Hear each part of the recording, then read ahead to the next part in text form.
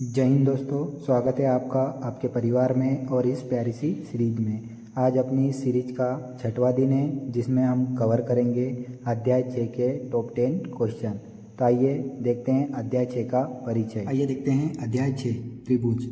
एक ऐसा बहुभुज जिसकी 3 भुजाएं और 3 शीर्ष होते हैं क्या कहलाता है? त्रिभुज। देखते हैं त्रिभुज की परिभाषा। एक ऐसा बहुभुज है जिसकी 3 भुजा और 3 शीर्ष होते हैं, त्रिभुज कहलाता है। तथा त्रिभुज के आंतरिक कोणों का योग 180 अंश है। आइए देखते हैं त्रिभुज का आधारभूत समानुपातिक प्रमेय। आधारभूत समानुपातिक प्रमेय क्या होता है? त्रिभुज की एक भुजा के समांतर खींची गई रेखा जो अन्य 2 भुजाओं को बराबर अनुपात में विभाजित करती है। आइए देखते हैं त्रिभुज की एक भुजा के समांतर खींची गई रेखा जो अन्य 2 भुजाओं को बराबर अनुपात में विभाजित करती है, इसे ही आधारभूत समानुपातिक का प्रमेय कहा जाता है। आजकल इसे थेल्स प्रमेय के नाम से भी जाना जाता है, जहाँ AD बटे में BD बराबर AE बटे में EC है। आइए देखते हैं प्रश्न नंबर पहला। प्रश्न नंबर पहला क्या दिया अपने पास? बताइए कि निम्नलिखित चतुर्भुज समरूप है या नहीं है। हल अपने पास क्या दिया हुआ है? एक वर्ग दिया हुआ है और एक क्या है? चतुर्भुज। यहाँ पर लिख देंगे 2 चतुर्भुजों जिसमें एक वर्ग और एक समचतुर्भुज में संगत भुजाएं समान अनुपात में है, परंतु इनके संगत कोण बराबर नहीं है। तो कह सकते हैं कि दोनों बहुभुज समरूप नहीं है। अपने पास 2 आकृति दी गई है जिसमें से इनकी संगत भुजाएं तो एक दूसरे के बराबर है, परंतु इनके जो संगत कोण हैं ये एक दूसरे के बराबर नहीं है। अतः हम कह सकते हैं कि ये दोनों चतुर्भुज एक दूसरे के समरूप नहीं है। आइए देखते हैं प्रश्न नंबर 2। क्या दिया अपने पास? यदि किसी त्रिभुज की एक भुजा के समांतर अन्य 2 भुजाओं को भिन्न भिन्न बिंदुओं पर प्रतिच्छेद करने के लिए एक रेखा खींची जाए तो ये अन्य 2 भुजाएं एक ही अनुपात में विभाजित हो जाती है। देखते हैं अपन कि जब भी एक भुजा के समांतर अन्य 2 भुजाएं भिन्न भिन्न अनुपात में प्रतिच्छेद करने के लिए की जाती है तो वह अन्य 2 भुजाओं को एक ही अनुपात में विभाजित करती है या नहीं है। आइए देखते हैं त्रिभुज में ए बी सी हल दिया है। क्या क्या दिया है? त्रिभुज ए बी सी में डी ई समांतर है बी सी के। अपने को सिद्ध क्या करना है? ए डी बटे में डी बी, ये ए डी बटे में डी बराबर ए ई बटे में ई सी। रचना अपन क्या क्या करेंगे? डी से ए ई पर एक लंब खींचेंगे। ये अपन ने एक लंब खींच दिया, इसका नाम दे दिया अपन ने, क्या दे दिया? एम। यहाँ पर लिख देंगे डी एम लंब है किस पे? ए सी पर। अपन ए सी पर क्या कर दिया? एक डी एम लंब खींच दिया। और ई से भी अपन एक लंब खींच देंगे। क्या दे दिया अपन ने? एन। तो यहाँ पर बोल देंगे ई एन लंब है किस पे? ए बी पर। उत्पत्ति में ए एक त्रिभुज अपने पास क्या दिया है? A D E. इसी का क्या निकालेंगे? क्षेत्रफल। लिख देंगे त्रिभुज ए डी ई का क्षेत्रफल क्या होता है? 1/2 इंटू आधार इंटू ऊंचाई। यहाँ पर 1/2 वैसा का वैसा।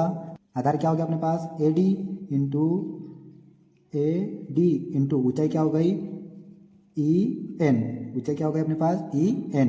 इसको नाम दे देंगे समीकरण नंबर 1। इसी प्रकार कौन से त्रिभुज का क्षेत्रफल निकालेंगे अपने पास? त्रिभुज डी बी ई का क्षेत्रफल क्या होता है? 1/2 इंटू आधार इंटू ऊंचाई। क्या हो जाएगा? 1/2। यहाँ पर आधार क्या हो गया? डी बी इंटू ऊंचाई क्या हो जाएगा? E N. समीकरण नंबर 2 यहाँ पर लिख लेंगे। समीकरण नंबर 1 व 2 का भाग देने पर, समीकरण 1 व 2 को क्या कर देंगे? भाग दे देंगे। यहाँ पर हो जाएगा त्रिभुज ए डी ई का क्षेत्रफल बटे में क्या हो जाएगा? त्रिभुज डी बी ई का क्षेत्रफल बराबर 1/2 into A D into E N बटे में 1/2 into D B into E N. E N से ई एन कैंसिल हो गया और 1/2 से 1/2 कैंसिल हो गया। यहाँ पर क्या बचा अपने पास? ए डी बटे में डी बी। समीकरण नंबर 3। अब क्या करेंगे? इसी प्रकार अपन कौन से त्रिभुज का क्षेत्रफल निकालेंगे? डी ई सी। डी ई सी का क्षेत्रफल निकाल लेंगे तथा त्रिभुज डी ई सी का क्षेत्रफल क्या हो जाएगा? 1/2। यहाँ पर आधार क्या हो जाएगा अपने पास? ई सी और ऊंचाई क्या हो जाएगी? D M. यहाँ पर क्या हो जाएगा? E C into D M. ये समीकरण नंबर क्या हो जाएगा अपने पास? 4।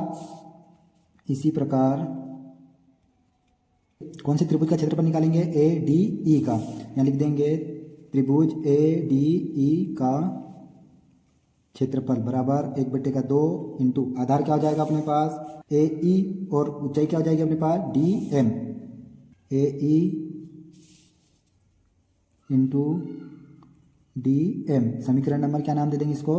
5। तो वापस से क्या करेंगे? समीकरण नंबर 5 व 4 का भाग देने पर, समीकरण नंबर 5 और 4 का क्या कर देंगे? भाग दे देंगे। त्रिभुज ए डी ई का क्षेत्रफल बटे में क्या आ जाएगा? त्रिभुज डी ई सी का क्षेत्रफल बराबर क्या हो जाएगा? 1/2 A E into D M बटे में क्या आ जाएगा? 1/2 E C into D M. D M से डी एम कैंसिल हो गया, 1/2 से 1/2 कैंसिल हो गया। अब अपने पास क्या बचा? ए ई बटे में क्या बचा अपने पास? ई सी। समीकरण नंबर क्या नाम दे देंगे इसको? 6। चूंकि त्रिभुज बी डी ई और त्रिभुज डी ई सी एक ही आधार डी ई तथा समांतर रेखाओं BC और DE के बीच बने हैं। अतः त्रिभुज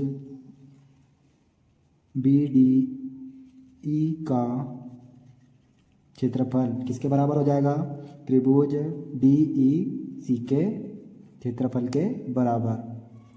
समीकरण नंबर इसको क्या नाम दे देंगे अपन? 7। इसीलिए समीकरण नंबर अपने पास कौन कौन से हो जाएंगे? 3। समीकरण नंबर 3 क्या दिया था अपने पास? AD बटे में DB। और समीकरण नंबर 6 क्या दिया था अपने पास? AE बटे में EC। तो समीकरण नंबर 3, 6 व 7 से प्राप्त होता है कि AD बटे में DB बराबर AE बटे में EC है। इति सिद्धम। आइए देखते हैं प्रश्न नंबर 3। प्रश्न नंबर 3 क्या दिया अपने पास?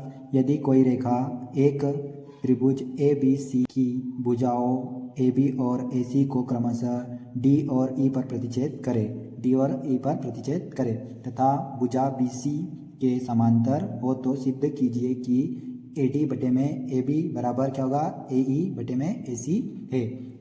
AD बटे में क्या जाएगा? AB और AE बटे में AC है। हल अपने पास क्या क्या दिया है? अपने को दिया है, क्या दिया है? DE समांतर है किसके? BC के। चूँकि हम जानते हैं, क्या जानते हैं कि प्रमेय नंबर 6.1 क्या कहता है? AD बटे में क्या होता है? BD के बराबर AE बटे में क्या हो जाएगा? EC के। कहाँ से हो जाएगा? चूँकि प्रमेय 6.1 से, अर्थात इसको अपन ऊपर लिख सकते हैं और इसको नीचे। क्या लिख देंगे? DB बटे में AD बराबर यहाँ जाएगा EC बटे में AE। अब क्या करेंगे? दोनों पक्षों में एक जोड़ने पर, दोनों पक्षों में क्या कर देंगे? एक जोड़ देंगे। कभी भी समान पद को जोड़ने से या समान पद को घटाने से कोई फर्क नहीं पड़ता है। यहाँ लिख देंगे DB बटे में AD प्लस का 1 बराबर में EC बटे में AE प्लस का 1। यहाँ हो जाएगा इसके बटे में कुछ नहीं मतलब 1, इसके बटे में कुछ नहीं मतलब 1। इन दोनों का क्या हो जाएगा? एलसीएम क्या जाएगा? AD। यहाँ पर क्या बचेगा? DB प्लस का, यहाँ पर क्या जाएगा? AD बराबर, यहाँ पर इन दोनों का एलसीएम क्या जाएगा? AE। तो यहाँ क्या बचेगा अपने पास? EC प्लस का यहाँ क्या हो जाएगा? AE, क्योंकि नीचे एक का AC में भाग किया तो क्या आएगा? AC, और ऊपर वाली संख्या में क्या कर देंगे? गुणा। तो एक का AC में गुणा करेंगे तो AC आ जाएगा। तो यहाँ पर क्या है? DB प्लस का AD, यहाँ हो जाएगा DB प्लस का AD। इन दोनों को मिलाकर क्या बन जाएगा अपने पास? AB बटे में क्या बचेगा? AD बराबर, यहाँ पर देख लो EC प्लस का AE, EC प्लस का AE, दोनों को मिलाकर क्या बन जाएगा अपने पास? AC बटे में क्या बचेगा अपने पास? AE। और यही अपने को क्या करना था? सिद्ध करना था। तो लिख देंगे अतः AD बटे में AB बराबर में AE बटे में AC इति सिद्धम। आइए देखते हैं प्रश्न नंबर 4।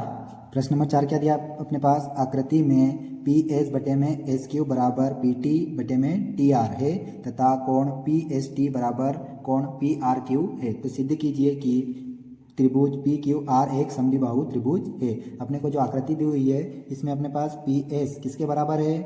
SQ के, और PT किसके बराबर है? TR के। दो कोण कौन से बराबर दिए अपने पास? PST बराबर है किसके?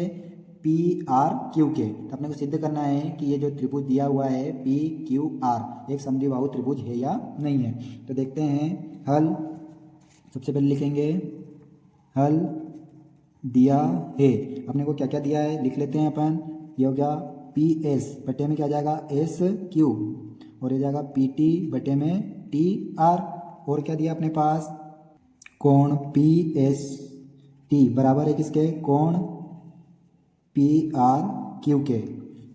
क्योंकि हम जानते हैं, क्या जानते हैं, प्रमेय नंबर 6.2 क्या कहता है, एस टी समांतर होगी क्यू आर के।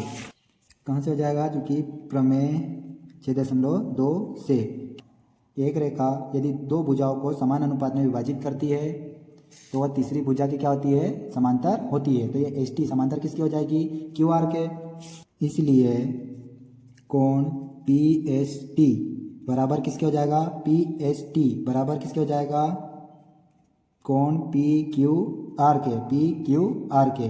कैसे हो जाएगा, क्योंकि संगत कोण है। कौन से कोण है ये, संगत कोण है। अतः देखो P कोण पी एस टी किसके बराबर है, पी क्यू आर के, और यहाँ पर पी एस टी किसके बराबर है, पी आर क्यू के। ये दोनों क्या हो जाएंगे, एक दूसरे के बराबर। इसको नाम दे दो समीकरण नंबर 1 और इसको नाम दे दो समीकरण नंबर 2। अतः समीकरण नंबर 1 व 2 से क्या जाएगा अपने पास, कोण पी आर क्यू बराबर क्या हो जाएगा, कोण पी क्यू आर के। इसलिए दो कोण कौन कौन से बराबर हो गए अपने पास, पी आर क्यू बराबर पी क्यू आर, दोनों क्या हो गए, बराबर हो गए। तो अपने पास पी क्यू बराबर होगा किसके, पी आर के। क्या जाएगा, समान कोणों की सम्मुख भुजाएं है। अतः हम कह सकते हैं कि त्रिभुज पी क्यू आर एक समद्विबाहु त्रिभुज है। आइए देखते हैं प्रश्न नंबर, क्या दिया अपने पास, आकृति में डी ई समांतर है बी सी के, तो ई सी का मान ज्ञात कीजिए। अपने पास जो बी सी है उसके समांतर कौन सी रेखा है, डी। तो अपने को मान किसका चाहिए, ई सी का मान, यहाँ से अपने को मान चाहिए। देखते हैं हल। क्योंकि हम जानते हैं कि प्रमेय नंबर 1 क्या कहता है, ए डी बटे में डी बी बराबर ए ई बटे में ई सी। सभी का मान रख दो अपने पास। ए डी का मान कितना दिया अपने पास, 1.5 बटे में डी बी का मान कितना दिया अपने पास, 3 बराबर ए ई का मान कितना दिया है अपने पास, 1 सेंटीमीटर। और अपने को ई सी का मान ज्ञात करना है, तो ई सी वैसा का वैसा। अब क्या करेंगे अपन, दशमलव हटेगा क्या लग जाएगा, 0, 15 एकम 15, 15 दूनी 30। यहाँ क्या बचा अपने पास, 1/2 बराबर में 1/का ई सी। अब क्या करेंगे, 3 गुणा कर दो, ई सी का गुणा 1 में करेंगे तो क्या जाएगा, ई सी बराबर में 2 का गुणा 1 में किया तो कितना आ जाएगा, 2 सेंटीमीटर। अपने पास ई सी का मान कितना आ गया, 2 सेंटीमीटर। आइए देखते हैं प्रश्न नंबर 6वां क्या दिया है अपने पास। प्रश्न नंबर 6वां, किसी त्रिभुज पी क्यू आर की भुजाओं पी क्यू और पी आर पर क्रमशः बिंदु ई और एफ स्थित है। अपने पास एक त्रिभुज अपन बना पी क्यू आर, अपन एक त्रिभुज बना लिया पी क्यू आर, और पी क्यू और पी आर पर क्रमशः कौन से बिंदु स्थित है अपने पास, ई और एफ बिंदु स्थित है। निम्नलिखित में से प्रत्येक स्थिति के लिए बताइए कि क्या ई एफ समांतर है क्यू आर के।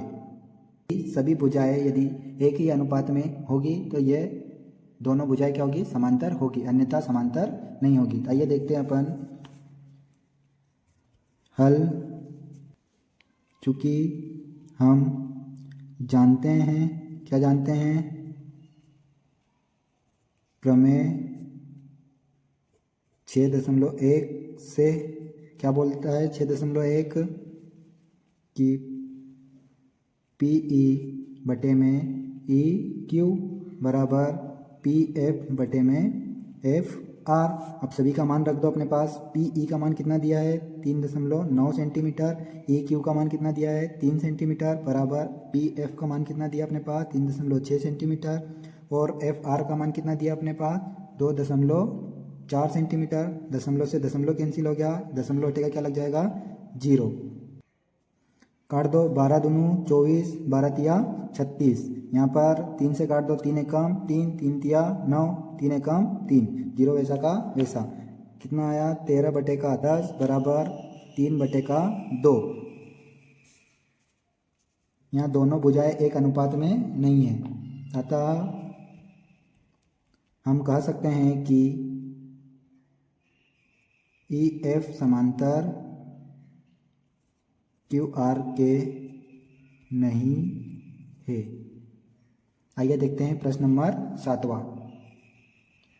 क्या दिया है 7वां प्रश्न अपने पास, आकृति में यदि PQ समांतर RS है तो सिद्ध कीजिए कि त्रिभुज POQ समरूप है किसके, त्रिभुज SOR के। अपने को ये दोनों त्रिभुज समरूप है या नहीं ये सिद्ध करना है। देखते हैं सबसे पहले हल दिया है, अपने को जो जो दिया है लिख लेते हैं अपन। PQ समांतर है किसके, RS के, और अपने को सिद्ध क्या करना है, सिद्ध करना है। सिद्ध क्या क्या करना है अपने को, त्रिभुज POQ समरूप है त्रिभुज SOR के। तो उत्पत्ति देख लेते हैं अपन। उत्पत्ति में क्या लिखेंगे, त्रिभुज POQ तथा त्रिभुज SOR में सबसे पहला पॉइंट अपन देखेंगे, अपने पास क्या दिया है, कोण P और कोण S दोनों क्या होंगे, बराबर। जब दो रेखाएं आपस में समांतर होती है और एक तीसरी रेखा उनको प्रतिच्छेद करती है तो यहाँ पर कौन सा कोण बनता है, एकांतर कोण। तो कोण P बराबर कोण S क्या हो जाएंगे, बराबर। कारण लिख सकते हैं क्योंकि कौन से कोण है, एकांतर कोण है। वैसे ही दूसरा पॉइंट कौन सा हो जाएगा अपने पास, कोण Q और कोण R, ये भी कौन से कोण है, एकांतर, तो ये भी क्या होंगे, बराबर। कोण Q बराबर कोण R, चूंकि एकांतर कोण है। फिर तीसरा पॉइंट अपने पास क्या हो जाएगा, कोण O और कोण O, इधर से भी दोनों क्या हो जाएंगे, बराबर। ये कौन से कोण होते हैं, शीर्षाभिमुख कोण। तो ये जाएगा POQ बराबर हो जाएगा कोण SOR के। कारण लिख सकते हैं अपन, कौन से कोण है, शीर्षाभिमुख कोण है।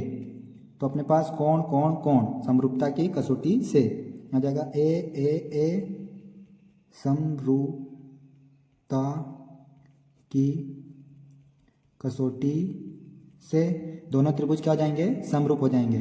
त्रिभुज POQ समरूप होगा किसके, त्रिभुज SOR के। अपन ने देख लिया प्रश्न नंबर 7। आइए देखते हैं प्रश्न नंबर 8वां। आकृति में OA गुणा में OB बराबर OC गुणा में OD है तो दर्शाइए कि कोण A बराबर कोण C और कोण B बराबर कोण D है। देखते हैं हल, अपने पास क्या क्या दिया है लिख लेते हैं। दिया है क्या दिया अपने पास, OA गुणा OB बराबर है किसके, OC गुणा में OD के। और अपने को सिद्ध क्या क्या करना है, सिद्ध करना है। क्या सिद्ध करना है अपने पास, कोण A बराबर में कोण C, और क्या सिद्ध करना है, कोण B बराबर में कोण D। यहाँ पर उत्पत्ति देख लेते हैं अपन। दो त्रिभुज देख लेंगे, त्रिभुज AOD तथा त्रिभुज BOC में पहला पॉइंट अपन देखेंगे, अपने पास क्या क्या दिया था, OA पॉइंट गुणा में OB बराबर OC गुणा में OD। इसको अपन क्या लिख सकते हैं, OA वैसा का वैसा। OC को अपन कहाँ ले जाएंगे, इधर गुणा से कहाँ जाएगा, भाग में आ जाएगा, बराबर OD यहाँ पर वैसा का वैसा। और OB को यहाँ से कहाँ ले जाएंगे, गुणा से भाग में, तो यह जाएगा OB। इसको समीकरण नंबर क्या दे देंगे, 1। अब अपने पास OA अनुपात OC, OA अनुपात OC और OD अनुपात OB दोनों क्या है, एक ही अनुपात में। दूसरा पॉइंट क्या हो जाएगा अपने पास, कोण AOD बराबर कोण BOC दोनों क्या है, बराबर है। कौन से कोण है ये, शीर्षाभिमुख कोण। तो लिख सकते हैं अपन शीर्षाभिमुख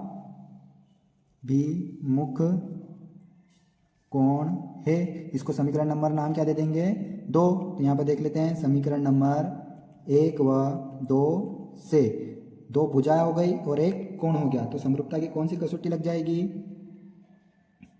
SAS समरूपता की कसौटी से दोनों त्रिभुज क्या हो जाएंगे, समरूप। यहाँ जाएंगे त्रिभुज AOD समरूप होगा त्रिभुज BOC के। तो इसीलिए सीपीसीटी नियम क्या कहता है कि जब दो त्रिभुज समरूप होंगे तो उनके आपस के संगत कोण भी क्या होंगे, बराबर होंगे। तो यहाँ पर लिख सकते हैं कोण A बराबर कोण C व कोण B बराबर कोण D होगा। आइए देखते हैं प्रश्न नंबर 9। प्रश्न नंबर 9 क्या दिया है, एक त्रिभुज ABC की भुजा BC पर एक बिंदु D इस प्रकार स्थित है कि कोण ADC बराबर कोण BAC है। दर्शाइए कि AC का वर्ग बराबर CB इंटू CD है। अपन सबसे पहले एक त्रिभुज बना लेते हैं। एक त्रिभुज हो गया ABC। क्या दिया है, त्रिभुज ABC की भुजा BC पर एक बिंदु D इस प्रकार स्थित है। यहाँ पर बना लिया अपने D इस प्रकार स्थित है कि कोण कौन सा दिया है, ADC। तो यहाँ पर अपन A से D को क्या करेंगे, मिला लेंगे। तो यहाँ पर ADC किसके बराबर है, कोण BAC के, ये वाले कोण के बराबर है। तो अपने को दर्शाना क्या है कि AC का वर्ग बराबर CB इंटू CD है। सबसे पहले अपन क्या लिखेंगे, दिया है। हल, सबसे पहले जो दिया है वो अपन लिख लेंगे। दिया है अपने को क्या क्या दिया है, त्रिभुज ABC में कोण कौन सा दिया है, बराबर ADC बराबर है किसके, कोण BAC के। और अपने को सिद्ध क्या करना है, सिद्ध करना है, क्या सिद्ध करना है, AC का वर्ग बराबर CB इंटू CD। तो उत्पत्ति देख लेते हैं अपन। उत्पत्ति, त्रिभुज BAC में BAC तथा त्रिभुज ADC में, पहला पॉइंट अपने पास क्या दिया है, कोण ADC बराबर कोण BAC। ये दोनों क्या है, कारण क्या बता सकते हैं अपन, चूंकि दिया है।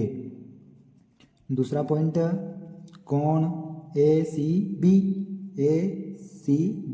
ये वाला कोण बराबर कोण ACD, क्योंकि उभय निष्ठ है। अपने पास दो त्रिभुज अपन ने कौन कौन से लिए थे, BAC और एक ADC में। तो ये वाला कोण इसमें भी आ रहा है और ये वाला कोण ये वाले त्रिभुज में भी आ रहा है। तो दोनों में क्या हो गए, उभय निष्ठ हो जाएंगे। तो AA समरूपता की कसौटी से दोनों त्रिभुज क्या जाएंगे, समरूप हो जाएंगे। त्रिभुज BAC समरूप होंगे त्रिभुज किसके, ADC के। तो यहाँ पर जब दोनों त्रिभुज समरूप होंगे तो इनकी भुजाएं भी क्या होगी, एक ही अनुपात में होगी। तो यहाँ जाएगी CA बटे में क्या जाएगा, CD। CA बटे में CD बराबर में हो जाएगा BC बटे में क्या जाएगा, CA। यहाँ से अपन ने देखो क्या लिया था अपने पास, यहाँ से लिया था अपन ने CA, तो यहाँ से क्या लेंगे CD, और यहाँ से अपन ने क्या लिया BC, यहाँ पे क्या लेंगे अपन AC। यहाँ पर इनका क्या कर देंगे, तिर्यक गुणा। यहाँ पर CA का गुणा CA में कर देंगे तो क्या हो जाएगा, CA का वर्ग बराबर में इसका गुणा इधर कर देंगे तो CB इंटू CD। और यही अपना क्या है, आंसर है। अपन ने प्रश्न नंबर 9 को हल कर लिया है। आइए देखते हैं प्रश्न नंबर 10। इसके लिए कहाँ चलेंगे, अगले पेज पर। प्रश्न नंबर 10 क्या दिया अपने पास, लंबाई 6 मीटर वाले एक ऊर्ध्वाधर स्तंभ की भूमि पर छाया की लंबाई 4 मीटर है, जबकि उसी समय एक मीनार की छाया की लंबाई 28 मीटर है। मीनार की ऊंचाई ज्ञात कीजिए। अपने को क्या करना है, मीनार की ऊंचाई ज्ञात करना है। तो सबसे पहले अपन क्या बना लेंगे, एक ऊर्ध्वाधर स्तंभ भी बना लेंगे और एक मीनार भी बना लेंगे। तो अपने पास एक ऊर्ध्वाधर स्तंभ हो गया, इसको नाम दे देते अपन ABC, और इसको एक मीनार हो गई, इसको नाम दे देते हैं PQR। अपने पास एक ऊर्ध्वाधर स्तंभ की लंबाई कितनी दी हुई है, 6 मीटर। छाया की लंबाई कितनी हो गई, 4 मीटर। वैसे ही यहाँ पर अपने पास एक मीनार दी हुई है, इसको क्या बोल सकते हैं, ये है स्तंभ, और ये अपने पास क्या दी है, मीनार। तो यहाँ पर मीनार की छाया की लंबाई दी है, तो यहाँ पर कितना आएगा, 28 मीटर। तो सबसे पहले अपने पास हल क्या क्या दिया अपन लिख लेते हैं। दिया है, क्या क्या दिया अपने पास, स्तंभ की लंबाई कितनी दी है अपने पास, 6 मीटर, और छाया की लंबाई कितनी दी है उसकी, 4 मीटर। वैसे ही मीनार की छाया बराबर कितनी दी है अपने पास, 28 मीटर। और मीनार की क्या करना है अपने को, ऊंचाई ज्ञात करना है। मीनार की ऊंचाई बराबर ज्ञात करना है। देखते हैं, त्रिभुज ए बी सी और त्रिभुज पी क्यू आर में अपने पास कोण बी बराबर कोण क्यू दोनों क्या होंगे, बराबर होंगे, क्योंकि दोनों कितने अंश के हैं, 90 अंश के हैं। तो और कोण सी बराबर कोण आर, किसी भी स्थिति में छाया पर बनने वाले कोण क्या होते हैं, बराबर होंगे। तो ये कोण सी और कोण आर दोनों क्या होंगे, बराबर होंगे। अपने पास यहाँ लिख देंगे, छाया पर बने कोण। तो यहाँ पर अपने पास ए समरूपता की कसौटी से क्या हो जाएंगे अपने पास, दोनों त्रिभुज क्या हो जाएंगे, समरूप हो जाएंगे। त्रिभुज ए बी सी समरूप होगा त्रिभुज पी क्यू आर के। तो यहाँ पर सभी भुजाएं क्या होगी, एक ही अनुपात में होगी। तो यहाँ पे लिख सकते हैं अपन ए बी बटे में पी क्यू बराबर, ये हो गया ए बी बटे में पी क्यू, और यहाँ पर आ जाएगा बी सी बटे में क्यू आर। मान रख दो, अपने पास ए बी का मान कितना दिया है, 6, पी क्यू तो अपने को ज्ञात करना है, पी क्यू वैसा का वैसा। बी सी का मान कितना दिया अपने पास, 4, और क्यू आर का मान कितना दिया है, 28। तो 4 एकम 4, 4 सत्ते 28, तिर्यक गुणा कर दो, पी क्यू इधर गया तो अपने पास, और 6 इंटू 7 बराबर में पी क्यू इंटू 1 बराबर 6 सत्ते 42 मीटर बराबर हो जाएगा पी क्यू। तो अतः मीनार की ऊंचाई अपने पास क्या हो गई, 42 मीटर है। उम्मीद करता हूं दोस्तों आपको ये वीडियो पसंद आया होगा, और यदि वीडियो पसंद आया है तो लाइक करें, शेयर करें और चैनल को सब्सक्राइब करें, ताकि आने वाली सभी वीडियो की नोटिफिकेशन आप तक पहुंच जाए। जय हिंद, मिलते हैं अगले वीडियो में।